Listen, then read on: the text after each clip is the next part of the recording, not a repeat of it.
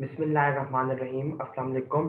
बच्चे, आज का हमारा टॉपिक है मीडियस्टिनम के ऊपर। मीडियस्टिनम आपको पता है कि दो लंग्स के बीच में जो मिड लाइन में एक स्पेस है, थोड़ी सी मिड लाइन से लैटरली भी एरिया काउंट होता है, उसको हम कहते हैं मीडियस्टिनम। अब आपको ये पता होना चाहिए कि मीडियस्टिनम जो है बेसिकली वो कैविटी है, एक थोरेसिक कैविटी की सब कैविटी है। ठीक है, यानी कि थॉरक्स के अंदर की एक कैविटी आती है जो कि लंग्स के बीच में मौजूद है। सबसे पहले मीडियस्टिनम की डिविजन को समझना बहुत जरूरी है, क्योंकि बच्चे अक्सर इसको कंफ्यूज कर देते हैं।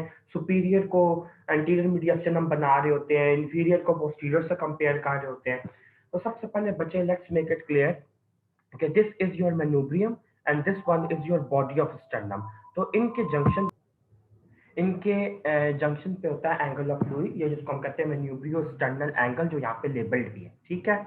दूसरा बच्चे, एक डिमार्केशन है कि फोर्थ और फिफ्थ थोरेसिक वर्टिब्रा के बीच में जो डिस्क जा रही है वही इसके कॉरस्पॉन्डिंग लेवल पे होती है। ये देखें, स्ट्रेट हॉरिजॉन्टल लाइन यहाँ से पास कर रही है। इस हॉरिजॉन्टल लाइन से ऊपर जितना भी पार्ट है मीडियस्टिनम का, उससे हम कहेंगे सुपीरियर मीडियस्टिनम। और इस हॉरिजॉन्टल लाइन से नीचे जितना भी पार्ट है मीडियस्टिनम का, उससे हम कहेंगे इंफीरियर मीडियस्टिनम। अब याद रखने वाली बात यह है कि इंफीरियर मीडियस्टिनम के फर्दर थ्री पार्ट्स होते हैं। एंटीरियर, ये ब्लू कलर वाला, ये ऑरेंज कलर वाला मिडिल मीडियस्टिनम का, और ये पीछे थोड़ा सा नैरो करके और नीचे की तरफ ग्रीन, लाइट ग्रीन सा ग्रेप कलर, तो दिस इज पोस्टीरियर मीडियस्टिनम। अब आप लोगों ने बच्चे ये लाजमी याद रखना है कि सुपीरियर मीडियस्टिनम की फर्दर कोई डिवीजन नहीं होती, लेकिन इंफीरियर मीडियस्टिनम की थ्री डिवीजन होती हैं: एंटीरियर, मिडल एंड पोस्टीरियर मीडियस्टिनम। उसके बाद आपको ये बताता चलूं बच्चे कि अक्सर ये पूछा जाता है कि थोरेसिक इनलेट क्या है और थोरेसिक आउटलेट क्या है। जो स्ट्रक्चर्स जो हैं, ये देखें आप, ये थोरेसिक वर्टिब्रा वन है और ये आपका स्टर्नम का, मेनुब्रियम का सुपीरियर बॉर्डर है। तो इसको हम कहते हैं थोरेसिक अपर्चर। ठीक है, थोरेसिक ओपनिंग इसे हम कहते हैं। अब जो स्ट्रक्चर्स यहाँ से निकल रहे हैं, तो उनके लिए ये थोरेसिक आउटलेट कहलाएगा, और जो स्ट्रक्चर्स यहाँ पे अंदर एंटर हो रहे हैं, उनके लिए ये थोरेसिक इनलेट कहलाएगा। जैसे आप देखें कि ट्रेकिया यहाँ पे एंटर हो रहा है, तो हम कहेंगे कि ट्रेकिया जो है वो थोरेसिक इनलेट के थ्रू एंटर होता है। लेकिन अगर आप लोग इनलेट और आउटलेट की कंफ्यूजन में पड़ना ही नहीं चाहते, तो सिंपली थोरेसिक अपर्चर या थोरेसिक ओपनिंग का नेम ले लिया करें, सुपीरियर थोरेसिक ओपनिंग। अच्छा, अगर आप नीचे की तरफ आए इंफीरियरली, तो इंफीरियरली तो आपका जो थॉरक्स है वो तो ओपनिंग है ही नहीं वहां पे। क्यों? क्योंकि वहां पे तो डायफ्राम मौजूद है प्रॉपर एक अटैचमेंट की फॉर्म में, जिसको पियर्स करके स्ट्रक्चर जो है निकल रहे हैं। आपको पता है कि डायफ्राम की अपनी स्पेसेस होती हैं। तो अब आप ये देखिए कि डायफ्राम क्योंकि यहाँ पे एक आर्च्ड फॉर्म में लगा हुआ है, तो inferior thoracic aperture does not exist. लेकिन डायफ्राम के अंदर ऐसे ओपनिंग्स एग्जिस्ट करती हैं, जैसे आपकी एओर्टा T12 के लेवल पे, एसोफेजियल T10 के लेवल पे, और वीना केवल T8 के लेवल पे, जिसके थ्रू आपके वेरियस स्ट्रक्चर्स पास करते हैं। ठीक है, अब हम उसकी डिटेल में नहीं जाएंगे, we have already discuss that in wall of thorax का चैप्टर। अच्छा, उसके बाद बच्चे आप लोग ये देखें कि ये तो आपको डिमार्केशंस बता दी, एंटीरियर मीडियस्टिनम मिडिल है, पोस्टीरियर है। एक बात याद रखिएगा कि एंटीरियर मीडियस्टिनम के, अब मैं एक को डिटेल में टच करने लगा हूँ। सुपीरियर की कंटेंट्स अभी मैं आपको बताता हूँ। थोड़ी सी पहले हाई यील्ड बातें डिस्कस कर लें हम लोग, एमसीक्यू रिलेटेड। वो सबसे इंपॉर्टेंट ये है बच्चे कि जो एंटीरियर मीडियस्टिनम होती है, तो इसके अंदर से पास करती है आपकी स्टर्नोपेरिकार्डियल लिगामेंट्स। स्टर्नोपेरिकार्डियल लिगामेंट्स जो होता है वो सेट होता है दो लिगामेंट्स का, एक सुपीरियरली इस लेवल पे, उसका कोई एग्जैक्ट लेवल किसी भी बुक में मेंशन नहीं है। एक दूसरा होता है इंफीरियर स्टर्नोपेरिकार्डियल लिगामेंट्स। तो स्टर्नम से लेके, स्टर्नम की पोस्टीरियर सरफेस से लेके बॉडी के और आपकी जो हार्ट की पेरिकार्डियम है, इसके ऊपर जाके वो अटैच होती है, तो इसको हम कहते हैं स्टर्नोपेरिकार्डियल लिगामेंट। दूसरा बच्चे, कॉमनली जो आपको एमसीक्यू आता है स्टर्नोपेरिकार्डियल लिगामेंट का, यही आपको एमसीक्यू आता है। स्टेनोपेरिकार्डियल लिगामेंट जो होती है वो कौन सी वाली पेरिकार्डियम के साथ अटैच होती है, फाइब्रस, पेराइटल या विसरस? तो आपने कहना है फाइब्रस। दूसरा एमसीक्यू आपको स्टेनोपेरिकार्डियल लिगामेंट का ये आता है कि स्टेनोपेरिकार्डियल लिगामेंट स्टेनम के किस पार्ट से ओरिजिनेट करती है, मेनोब्रियम, बॉडी या जीफॉइड प्रोसेस? तो आपने कहना है बॉडी। ठीक है। अब आ जाए बच्चे, आप ये याद रखिएगा कि एक और एमसीक्यू आपको आता है कि which one of the following is the major most important content of middle mediastinum? तो आपने बगैर बिला झिझक आपने मार्क करना है हार्ट। हार्ट जो है वो सबसे इंपॉर्टेंट कंपोनेंट है मिडिल मीडियस्टिनम का, उसका कंटेंट है अच्छा, दूसरा बच्चे एक और एमसीक्यू आता है, अगर वैसे ही आपको ओवरऑल कभी पूछा जाए कि which one of the following is the most important component of your मीडियस्टिनम। अब मैंने मिडिल का लफ्ज हटा दिया, जनरली मैं पूछ रहा हूँ कि मीडियस्टिनम में सबसे इंपॉर्टेंट स्ट्रक्चर कौन सा है, तो फिर भी आपने हार्ट ही मार्क करना है। अच्छा जी, अब आ जाते हैं बच्चे हम लोग बाकी डिस्क्रिप्शन पे कि कौन किस जगह पे क्या पड़ा हुआ है। ये देखें बच्चे के सुपीरियर मीडियस्टिनम के अंदर से जो स्ट्रक्चर्स पास कर रहे हैं, पहले हम लोग वो डिस्कस करते हैं।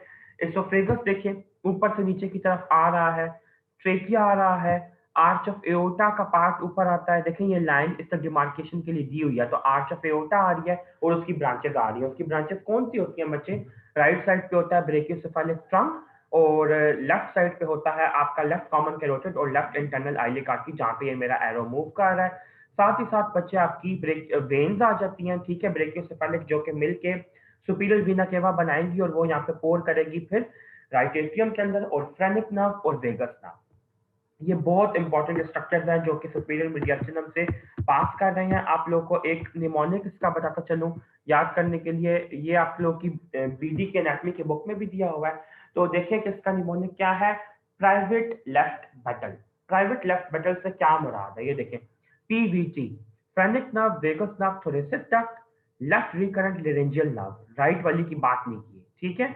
उसके बाद है brachiocephalic vein, aortic arch, thymus, trachea, lymph node and oesophagus. Thymus एक बहुत बहुत बहुत इंपॉर्टेंट स्ट्रक्चर है जो कि सुपीरियर मीडियस्टिनम के अंदर प्रेजेंट होता है। और एक और बात यहाँ पे बताता चलूं कि सुपीरियर मीडियस्टिनम में थाइमस ना यहाँ करके प्रेजेंट होता है, थोड़ा सा एंटीरियरली और मिड में।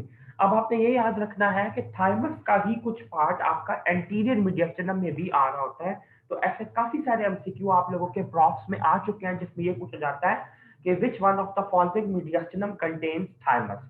तो आपको ऑप्शन में अगर सुपीरियर मीडियस्टिनम नहीं दिया हुआ और ऑप्शन दिए हैं इंटीरियर, मिडल और पोस्टीरियर और या इंफीरियर मीडियस्टिनम, ये चार ऑप्शंस में से आपने हमेशा एंटीरियर मीडियस्टिनम को टिक करना है। इंफीरियर टिक करने की जरूरत नहीं है क्योंकि इंफीरियर तो इतनी बड़ी है तो उसकी फर्दर डिविजन है, तो हम ज्यादा स्पेसिफिक ऑप्शन चूज करेंगे, दैट वुड बी एंटीरियर मीडियस्टिनम। अच्छा, इसके अलावा बच्चे अगर आप लोग यहाँ पे देखें तो जो राइट रिकरेंट लेरेंजियल नर्व है, इसको आप लोगों ने अभी इस डिस्कशन में नहीं पढ़ना कि वो कहाँ से पास करती है, इसलिए कि उसके लिए आपको हेड एंड नेक की एनाटॉमी समझानी पड़ेगी। फिलहाल आप लोग ये याद रखें कि लेफ्ट रिकरेंट लेरेंजियल नर्व यहाँ से पास करती है, ठीक है। तो थाइमस एक बहुत इंपॉर्टेंट स्ट्रक्चर है जो कि एमसीक्यू के हिसाब से आता है। इसके अलावा ये आ जाता होता है एमसीक्यू कि which one of the following parts of aorta passes through superior मीडियस्टिनम, ascending aorta, arch of aorta या डिसेंडिंग एओर्टा। तो याद रखना है कि आर्च ऑफ एओर्टा हमेशा सुपीरियर मीडियस्टिनम के थ्रू पास करती है। उसके बाद बच्चे अगर आप एंटीरियर मीडियस्टिनम के अंदर आ जाए तो एंटीरियर मीडियस्टिनम के अंदर आपको सिर्फ और सिर्फ यही मिलती है स्टेनोपेरिकार्डियल लिगामेंट, मेजर जो कंटेंट होता है। इसके अलावा थोड़े से आपको लिम्फ नोड्स मिलते हैं और साथ ही साथ एरियोलर टिश्यू मिलता है। तो इस मतलब उसके जो स्ट्रक्चर्स होते हैं वो कोई इतनी ज्यादा बहुत ज्यादा सिग्निफिकेंस या इंपॉर्टेंस के हामिल नहीं होते। थाइमस का थोड़ा सा पार्ट एरियोलर टिश्यू होता है, कुछ लिम्फ नोड्स होते हैं, थोड़ा बहुत फैटी टिश्यू। अब आ जाओ बच्चों मिडिल मीडियस्टिनम के कंटेंट्स पे जो कि सबसे इंपॉर्टेंट है हमारे लिए। तो बच्चे आप सबसे पहले देखें, एक कॉन्सेप्ट बनाएं कि मिडिल मीडियस्टिनम में हार्ट पड़ा हुआ है आपका, ठीक है। अब आपको ये पता है कि हार्ट के इर्द गिर्द क्या है, पेरिकार्डियम, तो वो उसका कंटेंट हो गई। अब आपको वो अलग से लिखने की जरूरत नहीं है, फाइब्रस सीरस ये, बस सिर्फ लिखे पेरिकार्डियम। नंबर 2 आप देखें बच्चे, हार्ट इटसेल्फ कंटेंट है मीडियस्टिनम का। नंबर 3 पे बच्चे आप देखें कि जो वेसल्स एंटर कर रही हैं और एग्जिट कर रही हैं हार्ट को, वो कौन कौन सी है, यहाँ पे भी शो की हुई है और मैं इस तरफ भी आपको बता देता हूँ। सबसे पहले आप ये देखें कि सुपीरियर और इंफीरियर जो वीना केवा हैं वो आपके एंटर कर रही हैं हार्ट में, ठीक है। नंबर 2 पे आप लोग ये देखें, ये तो दो वेन्स हो गई। अब वो कौन सी वेन, अच्छा ये दोनों वेन्स एंटर हो रही हैं। फिर आप ये देखें कि हार्ट अपना ब्लड पोर करता है लंग्स के अंदर थ्रू पल्मोनरी आर्टरी, ये भी ठीक हो गया, पल्मोनरी आर्टरी हो गई। फिर उसके बाद आप देखें कि लंग्स के थ्रू वापस ब्लड आता है हार्ट में थ्रू पल्मोनरी वेन्स, वो भी हो गई। फिर उसके बाद आप ये देखें कि हार्ट के थ्रू जब ब्लड एग्जिट करता है तो असेंडिंग एओर्टा भी आ गया। तो चार तो ये वेसल्स हो गई इन सीक्वेंस, अगर आप लोग याद रखें। साथ ही साथ आप लोग ये देखें कि ट्रेकिया की बाइफर्केशन भी एंगल ऑफ लुई के लेवल पे ही होती है, उससे बल्कि थोड़ा सा नीचे होती है। तो ट्रेकियल बाइफर्केशन भी मिडिल मीडियस्टिनम के लेवल पे आ जाएगी। तो अगर आप लोग कॉन्सेप्ट बना के चलेंगे, things would be much easier. तो इसलिए मैंने आपको ये बताया कि हार्ट की एंट्रिंग और एग्जिटिंग वेसल्स अगर आपको याद है तो आपको ये याद हो जाएंगी, इसके लिए कोई निमोनिक बनाने की आपको कतन जरूरत नहीं है। अच्छा, उसके बाद बच्चे आप लोग ये देखें कि पोस्टीरियर मीडियस्टिनम के कंटेंट्स क्या क्या हैं। तो सबसे पहले आप ये देखें कि एसोफेगस गुजरता है यहाँ पे पोस्टीरियरली। क्यों पोस्टीरियरली क्यों गुजरता है बच्चे? इसलिए कि ऊपर से आ रहा है ना, तो नीचे की तरफ जाएगा, T8 T10 के लेवल पे पियर्स करेगा डायफ्राम को एसोफेजियल ओपनिंग के लेवल पे, और नीचे की तरफ जाके स्टमक के साथ कनेक्ट हो जाएगा। तो एसोफेगस भी पोस्टीरियर मीडियस्टिनम में है। डिसेंडिंग थोरेसिक एओर्टा यहाँ पे बहुत क्लियरली इसने दिखाई है, वो भी पोस्टीरियर मीडियस्टिनम में है। अब हम सीक्वेंस वाइज करते हैं। पहले तो एक हो गया जीआईटी का स्ट्रक्चर, एसोफेगस पास का आ रहा है पोस्टीरियर मीडियस्टिनम से, फिर आर्टरीज में आखिरी डिसेंडिंग एओर्टा और उसकी ब्रांचेस। अब डिसेंडिंग एओर्टा की ब्रांचेस मैंने आप लोगों को वेरी फर्स्ट लेक्चर में उसका निमोनिक भी लिखवाया था और वो कराई भी थी। वेन्स के अंदर बच्चे आपकी सबसे इंपॉर्टेंट वेन्स आ गई, जो कि थॉरक्स की सबसे इंपॉर्टेंट वेन है। और अक्सर आपको वॉल ऑफ थॉरक्स के रेफरेंस में भी ये क्वेश्चन आ सकता है कि वॉल ऑफ थॉरक्स में जो हमने वेन्स पढ़ी हैं, ऑब्वियसली वो ए जाइगस, हेमी ए जाइगस और एक्सेसरी हेमी ए जाइगस थी। तो ये वेन्स कौन सी मीडियस्टिनम में से गुजरती हैं, एंटीरियर, मिडिल, पोस्टीरियर या इंफीरियर? तो आपने हमेशा पोस्टीरियर टिक करना है, क्योंकि posterior is more specific option.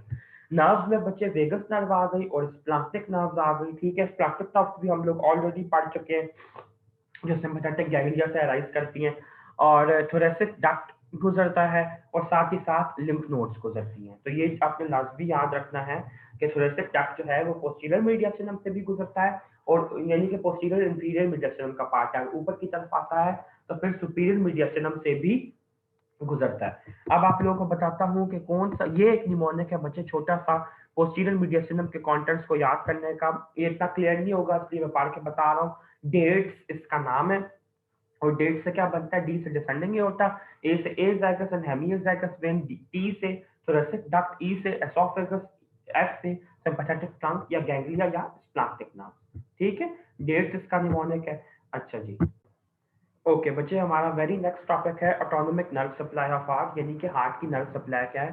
सबसे पहले बच्चे आपको ये क्लियर होना चाहिए कि हार्ट को सप्लाई करने के लिए अल्लाह ताला ने दो प्लेक्सस बनाए हैं, जिनका नाम है सुपरफिशियल कार्डियक प्लेक्सस और डीप कार्डियक प्लेक्सस। अब आपकी बुक में थोड़ी सी डिफरेंट लिखी होगी बात, और यहाँ पे थोड़ी सी डिफरेंट लिखी है, लेकिन आप लोग अपनी बुक वाले ही बेशक फॉलो कीजिए। अगर आप लोग ये वाली चीज भी पढ़ेंगे जो मैं अभी आपको डिस्क्रिप्शन कराने वाला हूँ, और अपना एटलस खोल के देखेंगे, तो लोकेशन आप लोगों को ऑलमोस्ट सेम ही लगेगी। जो सुपरफिशियल कार्डियक प्लेक्सस होता है बच्चे, ये एओर्टिक आर्च के ऊपर पड़ा होता है, और आपकी बुक में कुछ रेफरेंस दिया हुआ है कि ट्रेकियल बाइफर्केशन से भी इसका रिलेशन है। ठीक है, क्योंकि ट्रेकियल बाइफर्केशन और एओर्टिक आर्च जो होता है वो ऑलमोस्ट ऑलमोस्ट ऑलमोस्ट इक्का दुक्का के फर्क से एक दूसरे के पास से ही गुजर रही होती है। और जो डीप प्लेक्सस है आपका, वो लिगामेंटम आर्टेरियोसम जो होता है आपका बच्चे, जो एओर्टिक आर्च में से राइज कर रहा होता है, जो कि बेसिकली एम्ब्रियो के अंदर पेटेंट डक्टस आर्टियोसस की फॉर्म में प्रेजेंट होता है, पीडीए की फॉर्म में, और कनेक्ट करवा रहा होता है आर्च ऑफ एओर्टा को विद लेफ्ट पल्मोनरी ट्रंक। ठीक है, तो आप ये देखें कि उसके राइट साइड पे और आर्च ऑफ एओर्टा से इंफीरियर प्रेजेंट है डीप कार्डियक प्लेक्सस। अब इसमें याद रखने वाली बात यह है कि चूंकि सुपरफिशियल सुपरफिशियल है ही इसीलिए क्योंकि वो एओर्टिक आर्च के ऊपर प्रेजेंट है और सुपरफिशियल है थोड़ा, और डीप वाला जो है वो नीचे है और मीडियल करके है, तो इसलिए उसको हमने डीप कहा हुआ है बच्चे। Now let's understand this diagram first, और उसके बाद मैं आप लोगों को ये ड्रॉ करके बताता हूँ, आप लोगों ने मेरे साथ ड्रॉ करनी है। वेगस की जो कार्डिक ब्रांचेस होती है ना बच्चे, ये आपने लेबल करना है कि ये भी एक वेगस नर्व है, ये भी एक वेगस नर्व है। लेकिन इस डायग्राम को स्टडी करने से पहले सबसे पहले आप लोग ये डिफाइन कर लीजिए कि ये वाला जो साइड है आपका, जिस जगह पे लेबलिंग हुई हुई है, ये आपकी बॉडी का राइट साइड है, और ये वाला साइड आपका लेफ्ट साइड है। ठीक है, ओरिएंटेशन होगी राइट लेफ्ट की, तो ही फिर मैं आपको बता पाऊंगा। फिर आप बच्चे क्या करेंगे, चलिए मैं ऐसे करता हूँ कि डायरेक्टली आप लोगों को ये ड्रॉ। सबसे पहले बच्चे हम लोग ऐसे करते हैं, आप लोग भी अपना काइंडली पेन और पेंसिल निकाल लीजिए, और साथ ही पेज भी निकाल के मेरे साथ ड्रॉ करना शुरू कीजिए, वरना ये कम्प्लेक्स जो नर्व्स की हमने लेबल करनी है, ये समझ नहीं आने वाली। ये बॉडी का राइट साइड है and this one is the left side. उसके बाद बच्चे हम लोग ऐसे करते हैं कि आपके सर्वाइकल गैंग्लिया जो होते हैं वो बना लेते हैं। दिस इज, मैं जरा डार्कर कलर लेता हूँ, C1 superior cervical ganglion, middle cervical ganglion, inferior cervical ganglion, और यहाँ पे भी राइट साइड का superior, middle and inferior cervical ganglion. उसके बाद बच्चे यहाँ पे देखें कि 5 हमने थोरेसिक गैंग्लिया भी शो करने हैं, जिसकी वजह जिसके अंदर बेसिकली ग्रेटर स्प्लैंक्टिक नर्व का थोड़ा सा कंट्रीब्यूशन होता है। तो आप लोग ये देखें कि 5 यहाँ पे मैं गोले बना रहा हूँ थोरेसिक गैंग्लिया को शो करने के लिए, और यहाँ पे भी मैं 5 ही बनाऊंगा। ये हो गया। अब आप लोग बच्चे ये देखें कि वेगस नर्व को हम लोग यहाँ पे लेबल करते हैं कुछ ऐसे करके कि थोड़ी सी हमें ये डिफरेंट लगे। ठीक है, ये वेगस नर्व हो गई। अब आपने ये याद रखना है बच्चे, मैंने इन लोगों को एग्जैक्टली यहाँ पे इन सबको लेबल नहीं किया, लेकिन मैं एक दफा आप लोग के लिए लेबल कर देता हूँ कि ये बेसिकली आपका है superior cervical ganglion, middle cervical ganglion, inferior cervical ganglion, और ये आपके थोरेसिक गैंग्लिया 1 से लेके 5 तक। This one is your vagus nerve. और वेगस नर्व के बच्चे 3 पार्ट्स बेसिकली होते हैं। वेगस नर्व के 3 पार्ट्स नहीं होते, बेसिकली हमने एक ही लाइन लगा के वेगस नर्व शो की है, लेकिन हम लोग ज्यादा कॉम्प्लेक्सिटी में नहीं जाना चाहते क्योंकि क्रेनियल नर्व आपका भी सिलेबस का पार्ट नहीं है। लेकिन ये आपको बता दूं कि वेगस नर्व के जो फाइबर्स हैं वो थ्री वेज में हमने डिवाइड किया हुआ है। नंबर 1 एक यहाँ तक, ठीक है, दूसरा यहाँ तक, और नीचे तीसरा 1 2 3। पहले अब आप लोग ये लिख लीजिए कि 1 2 3 फाइबर्स हैं कौन कौन से। जो फर्स्ट वाला फाइबर है उसको हम कहते हैं superior fibres from cervical region, superior fibres from cervical region. Number 2 पे हम कहते हैं inferior fibres from cervical region, और 3 वाले को बच्चे हम लोग हमेशा कहते हैं रिकरेंट लेरेंजियल नर्व। ठीक है, अभी मैंने आपको बताया भी था थर्ड जो रिकरेंट लेरेंजियल नर्व थी कि लेफ्ट वाली कहाँ से गुजरती है, और हम लोग राइट वाली का जिक्र क्यों नहीं कर रहे। अब ये बच्चे इसकी फर्दर डिस्क्रिप्शन करने से पहले आप लोग बहुत इजीली ड्रॉ कर लीजिए यहाँ पे एक प्लेक्सस, एक रिंग जिसको आप लोग लेबल कर लीजिए डीप कार्डियक प्लेक्सस, डीसीपी।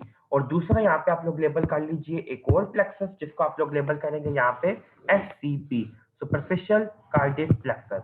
अब हम लोग शो करते हैं कि इनकी तरफ से जो जो ब्रांचेस जहां जहां से आ रही हैं उसको लेबल करते हैं। बच्चे सबसे पहले आप लोग सुपरफिशियल कार्डियक प्लेक्सस की जो ब्रांचेस है ना वो लेबल कर दें तो you will be really at ease, आप लोगों को किसी किस्म की कोई दिक्कत नहीं रहेगी। तो आए सबसे पहले ये देखिए कि सुपरफिशियल कार्डियक प्लेक्सस को सिर्फ 2 नर्व फाइबर्स सप्लाई करते हैं। एक तो बच्चे लेफ्ट साइड का सुपीरियर सर्वाइकल गैंग्लियन से इसको फाइबर आता है, ठीक है, और दूसरा फाइबर बच्चे इसको हमेशा आता है लेफ्ट साइड के इंफीरियर वेगल फाइबर्स। बस ये आपका कंप्लीट हो चुका है प्रॉपरली सुपरफिशियल कार्डियक प्लेक्सस। अब आप लोग ये देखते हैं कि सुपरफिशियल कार्डियक प्लेक्सस ने जिसको सप्लाई किया, तो फिर डीप को किस किसने सप्लाई किया। आइए जस्ट वी कैन लेबल ताकि आप लोगों को क्लियर हो जाए।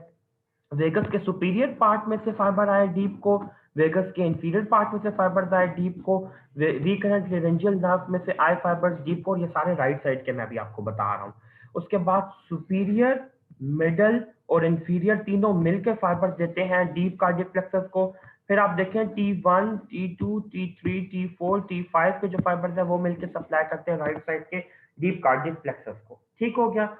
इसी तरह बच्चे अगर आप लोग यहाँ पे इस साइड पे आए तो यहाँ पे आप देखें कि वेगस का सुपीरियर फाइबर लेफ्ट साइड का सप्लाई कर रहा है डीप कार्डियक प्लेक्सस को, इन रिकरेंट लेरेंजियल नर्व का फाइबर सप्लाई कर रहा है। सेकंड वाला जो ये वाला है बच्चे, जो ये मैंने यहाँ पे लेबल किया, ये नहीं सप्लाई करता डीप कार्डियक प्लेक्सस को, ये सुपरफिशियल के लिए, ठीक है, जिसको हमने कहा था inferior fibres from vagus nerve. उसके बाद बच्चे अगर आप लोग नेक्स्ट टाइम तो मिडल और इंफीरियर सर्वाइकल गैंग्लियन के फाइबर्स मिलकर यहाँ पे सप्लाई करते हैं डीप कार्डियक प्लेक्सस को, और थोरेसिक के जो 5 गैंग्लिया हैं इनके फाइबर्स भी सप्लाई करते हैं डीप को। तो सुपरफिशियल वाला अगर आप पहले ड्रॉ कर लेंगे तो आपके लिए बहुत आसान रहेगा। आप लोगों को अक्सर ये क्वेश्चन आता है right a note on superficial cardiac on cardiac plexus, या आपको ये आ सकता है कि what is the nerve supply of heart, तो आप लोगों को समझ नहीं आता, इसलिए इसको लेबल कर लीजिए। इनका इफेक्ट भी बच्चे आपको बताता चलूं कि बेसिकली ये ऑटोनोमिक फाइबर्स है तो सिंपैथेटिक फाइबर्स है और पैरासिम्पैथेटिक फाइबर्स है। तो याद रखिएगा कि जो सिंपैथेटिक स्टिमुलेशन होती है वो कब होती है, फाइट एंड फ्लाइट की स्टेट में। तो फाइट एंड फ्लाइट की यानी कि इमरजेंसी स्टेट्स के अंदर आपके हार्ट का रेट जो होता है वो इंक्रीज कर जाता है, टैकिकार्डिया होने लग जाता है, और पैरासिम्पैथेटिक फाइबर का इफेक्ट ये है कि वो हार्ट रेट को डिक्रीज करवाता है। ये आपने 2 मेजर इफेक्ट्स हर हाल में याद रखने हैं। दूसरी एक और बात कि सिंपैथेटिक नर्वस सिस्टम जो होता है वो हार्ट की कॉन्ट्रैक्टिलिटी को, फोर्स ऑफ कॉन्ट्रैक्शन को इनहैंस करता है, पोटेंशिएट करता है, लेकिन पैरासिम्पैथेटिक नर्वस सिस्टम जो है वो डिक्रीज करता है। ठीक है, तो अक्सर आपको मैं इसमें से एक एमसीक्यू भी दे सकता हूँ, आपको प्रॉफ में भी आ सकता है कि which one of the following nerve fibres is not supplied by is not which one of the following nerve fibres supplies superficial cardiac plexus. और आपकी ऑप्शंस हो right sided inferior fibers from vagus, right sided superior fibers from vagus, left sided superior fibers from vagus, left sided inferior fibers from vagus. तो आपने कहना left sided inferior fibres from vagus जो होते हैं वो supply करते हैं superficial cardiac plexus को। और यहाँ तक बच्चे आपका आज का लेक्चर था जिसके अंदर हमने हार्ट पहले हमने सारा डिस्कस किया हुआ है। आज हम लोगों ने उसकी नर्व सप्लाई भी डिस्कस कर ली, हम लोग पेरिकार्डिया भी डिस्कस कर चुके हैं। अब हम लोग डिस्कस करेंगे नेक्स्ट ऑलमोस्ट आपका थॉरक्स जो है वो कंक्लूड होने लगा है सिवाय एक लेक्चर के जो आपका है एसोफेगस और ट्रेकिया के ऊपर और थोड़ा सा डक्ट इंशाल्लाह वो भी मैं जल्द आप लोगों को डिलीवर कर दूंगा। ठीक है, अल्लाह हाफिज।